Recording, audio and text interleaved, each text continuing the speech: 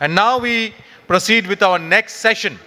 An equally powerful session awaits us on Your Fraud Management Isn't Broken, It's Fragmented, rewiring the fraud lifecycle with generative AI.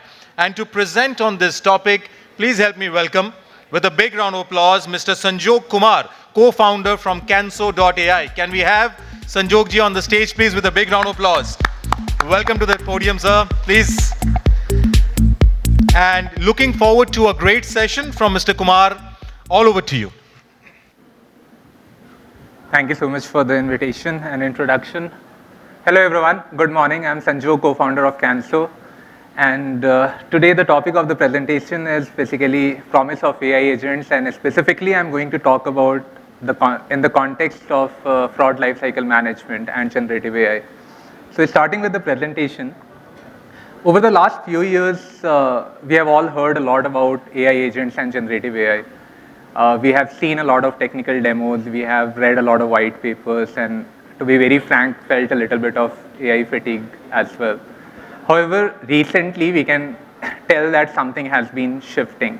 So we are moving away from those cool technical demos into things that are actually working in production. And at Canso, we work at the intersection of AI and FRM globally with clients, and I can tell from experience that taking those AI agents from lab to production is a completely different ballgame altogether. So today, I'm not going to focus on what might happen in future. Rather, I'm going to focus on what is happening right now in the banking and NBFC industry in India, specifically in the context of like how AI agents are transforming the manually intensive nature of fraud and risk operations. So let's try to understand the current state of fraud management, and I'm sure everyone here is from FRM background, so quite familiar with the context. However, still I will take like a couple of slides to go through it. So RBI released its master directions on fraud risk management for financial institutions a couple of years back. It was a necessary move. However, it added multiple layers of complexity in an already like heavy process that banks and NBFCs used to follow. Now, right from the time when a case is created by branches, zones, or different departments, it goes through a marathon. It goes through like forwarding authorities for reviews and approval. It goes to FRMD, then to investigators, forensic auditors, a series of committee at regional level, zonal level, then head office level, who provide their observations and recommendations. Then after that, there is show cause notice, reasoned orders, regulatory filing. And not only till this extent, there is the staff accountability examination, TPAs, tracking of recovery measures, and such points are going to be endless. There are like 50 to 60 different stages or things that have to be taken care of over a span of like multiple years before it reaches a stage of closure. Now, right now, if you imagine like the current state of how FRM officials are dealing with this, they are buried in a pile of files. They are managing high-stakes fraud data in Excel workbooks or other softwares which are only as good as Excel workbooks. They are changing like 10 different stakeholders in the department for signature. For tracking recovery measures, they are always on calls with recovery team, right? Similar stuffs are happening across other departments as well, with which they need to collaborate, like for legal team with SCN waiting, etc. Now, all these result into a lot of time that is spent on grunt work, like writing documents, conducting manual investigations, and all those things. You can imagine that in each case, there can be like 20 to 25 different documents that would be created throughout in the span of the life cycle of 6 to 8 months. There is zero visibility on where the bottlenecks are for the senior management like CRO, board, ED, MD. If a case has been pending for 3 weeks at zonal level, they don't have any clue on what's the reason and how it can be expedited. And moreover, when they are buried in like pile of files, or they have to scan like endless emails to track the status of the case or what was the message from zonal level or regional level, then they often miss deadlines. And these deadlines are quite critical from compliance perspective. So more importantly, there is a compliance risk associated with all these things. Now that we understand the complexities that are involved in fraud management, specifically for suspected fraud cases, now what I'm going to focus on is how modern softwares especially in the age of generative AI, are tackling these problems for financial institutions, and how it is different from traditional softwares. What are the things that we need to evaluate while looking into such modern platforms that can actually truly help us? Now I'm going to focus on 4 different pillars on these modern softwares are based. And these 4 pillars are being smart, being unified, autonomous, and being collaborative. I'm going to delve into like all these things in a couple of minutes. Now, first, what smart truly means. Now, a platform shouldn't just sit there waiting for someone to type or send emails to communicate. When department has to communicate with zonal level or regional level, etc., the platform should understand the FRM policies to the T and try to take proactive measures to help the FRM officials. Now, if I consider like this is small case where an investigation report has been submitted, now based on the nature of the fraud, based on the fraud amount, if the system already understands the FRM policies of the banks and the NBFCs, your organizations, then it can autonomously take the case to the next stage. Like, should it go to the regional manager? Should it go to the zonal manager, head of internal audit? What are the actions they are supposed to do? Who is the correct owner in those departments? What's the SLA? Reminding them of the SLAs intermittently at regular interval. If it is about to be breached, then at the same time letting the CRO and other department heads also know that the SLA is about to be breached, which may impact the 180 deadline that we have. So these are the functionalities which actually truly make, this is not like generative AI, but having that deep understanding about the policies and how the SLAs should be treated makes the system much more smarter, which collectively saves a lot of time for the department. Now, think about a similar use case is like when an investigating officer is appointed. Now, an investigation may take a couple of weeks to a couple of months. However, in this case, the system already understands the nature of the fraud. The system already understands the nature of the product or nature of the accounts.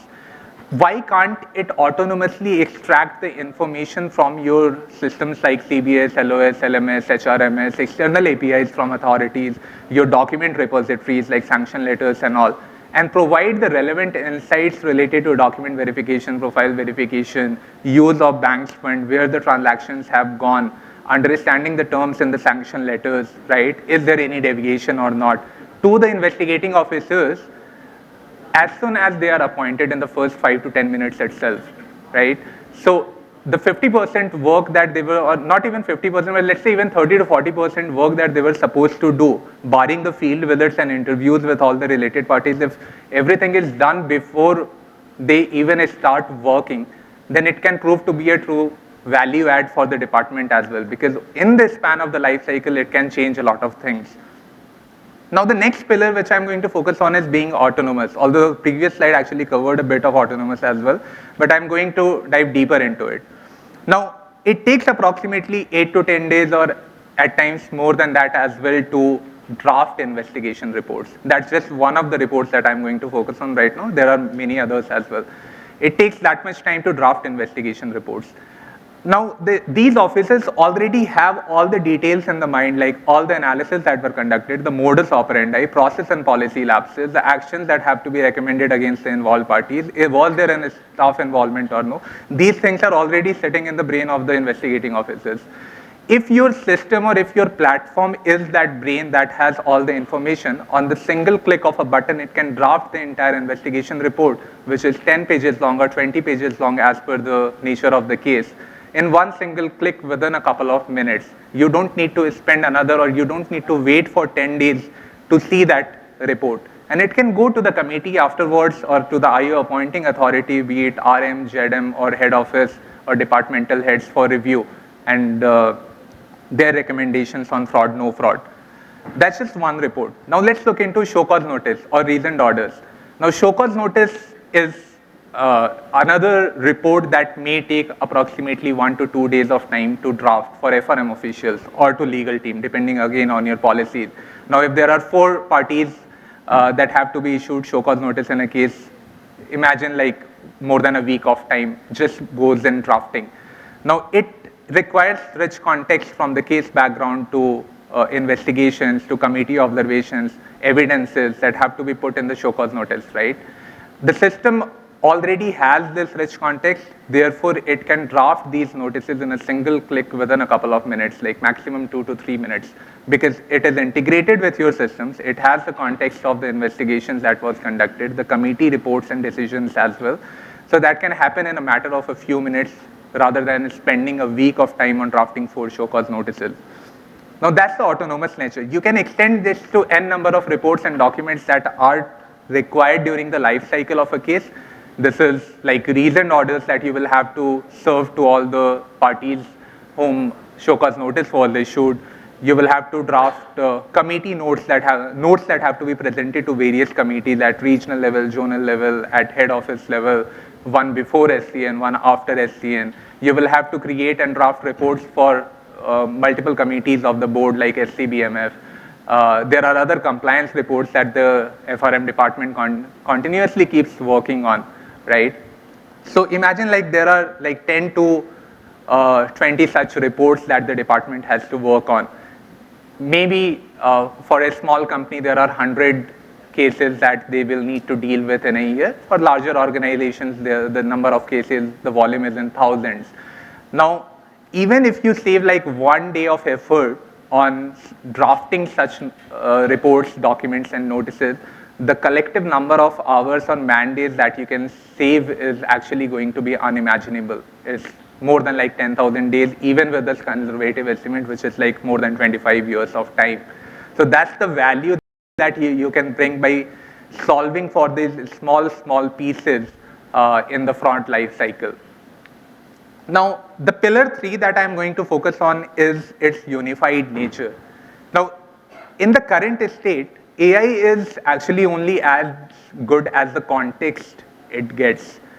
Imagine a case where the people in your department want to draft a report and they are using ChatGPT or other LLM models and providing them some context and then asking them to draft these reports. Now, most of the time they don't get good results and they have to draft them themselves because these models don't understand the nature of the case. These models don't understand the brief background. For example, let's say if there is a case of reasoned order that they have to draft. Now, in reasoned order, you will require all the information right from case initiation, like what was the brief background of the case, what were the investigation details, the allegations, what was the content in the show cause notice that we had issued.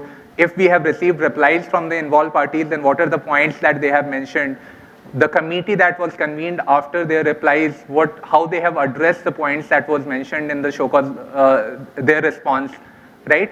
All these things have to be there in the context of these models to draft the reasoned order in a very good way or with precision and accuracy. It cannot be done by a ChatGPT or any other LLM model that you may be using.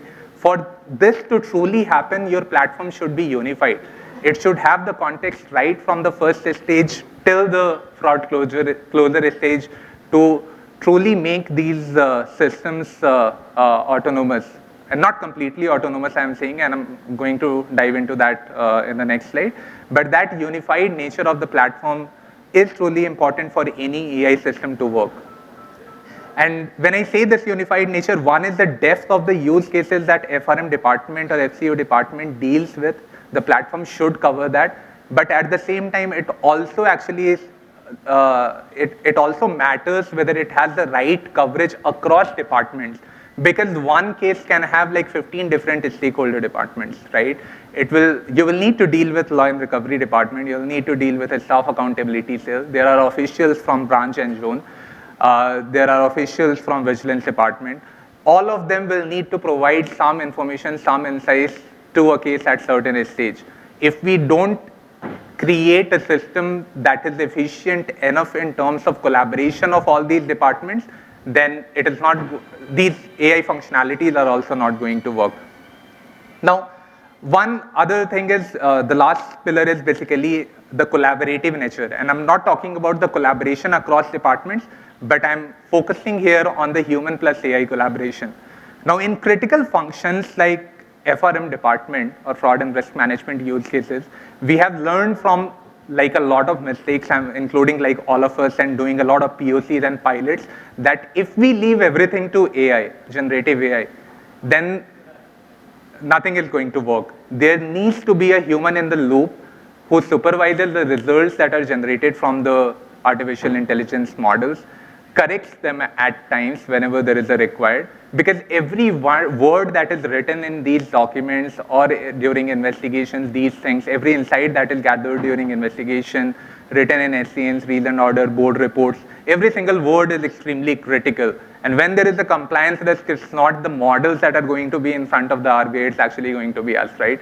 So humans in the loop is an extremely important step that matters at every single stage. Even if there are 50 plus stages, humans need to be in the loop. But what matters here is their 70 to 80% of the time in these manually intensive nature of the task can be saved, and they are left only with probably 5 to 10 percentage of the effort that they will need to do in actual decision making and oversight. Now, I'd like to share a quick story. We recently implemented something similar at a leading public sector bank in India. The problem was simple, which is ensure compliance with RBI master directions, and while killing the manually intensive nature, right? The end result of this entire thing was that every single stage, right from the fraud case initiation by branch officials at branch, zone, or departments, till the last stage of fraud closure is centralized through a single platform, having integrations with all their systems. Now, it helps departments like law and recovery, vigilance and staff accountability cell, officials at region, zone, etc., collaborate in one single platform and use such capabilities to save a lot of time. And we are actually seeing this live in action, that stages that used to take months of time are being completed significantly faster. Now, in a nutshell, what I have covered here is that the way softwares used to function, or the way we were using actually the softwares in past, is actually changing. We are used to using basically system of records in past. Now we are moving towards system of intelligence that actually does the work for us. They don't have to depend on humans to do that 70-80% of the work that I quoted, right? Whether it is fraud or general risk management like asset liability modeling, portfolio risk, market risk, etc. There are tons of documents and reports that teams have to create, right? The goal is the same, that let AI handle that heavy lifting and let humans actually make the final decision making and critical decisions in the department. If you are currently looking for what kind of softwares can be made available in future that can actually solve these bottlenecks, then you don't have to actually wait for the future. These things or these modern softwares are actually working live in action in banks and other companies globally. So while there was a hype cycle in the past, in the last 2 years or 3 years, that we all have gone through conducting a lot of pilots, now is the time in 2026 when these systems are actually live working in action in many organizations. Thank you so much for your time and have a really great event. Thank you so much. You can remove this. Yeah. Thank you, Sanjog. I think, ladies and gentlemen, a big round of applause once again for Mr. Sanjog Kumar, co-founder from Canso.AI, on that fantastic session. I would also like to remind you that Sanjog and the entire team of Canso is here throughout the day. So please feel free to reach out to Sanjog and the team to know more about their unique offerings for the industry. And now I would like to call on stage Mr. Pankaj Mohta from SMFG India Credit to kindly come on stage and do the honors of felicitating our speaker. Pankajji, welcome to the stage, please.